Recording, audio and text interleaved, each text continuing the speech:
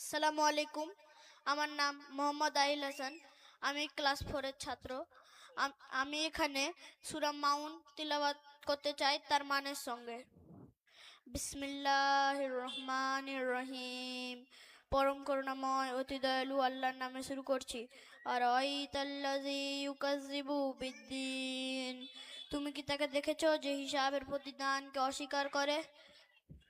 ফাযালিকাল্লাযী ইয়াদউল ইয়াতীম, সে এই এতিমকে কঠোরভাবে তাড়িয়ে দেয়।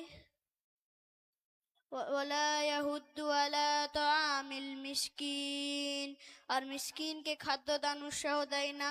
ফাওয়াইলুল লিল মুসাল্লিন, অতএব সেই সালাতকারীদের জন্য দুর্ভাগ্য। আল্লাযীনা হুম আন সালাতিহিম সাহুন, যারা নিজেদের সালাতে অমনোযোগী। আল্লাযীনা হুম ইউরাউন, যারা লোক দেখানোর জন্য তা করে।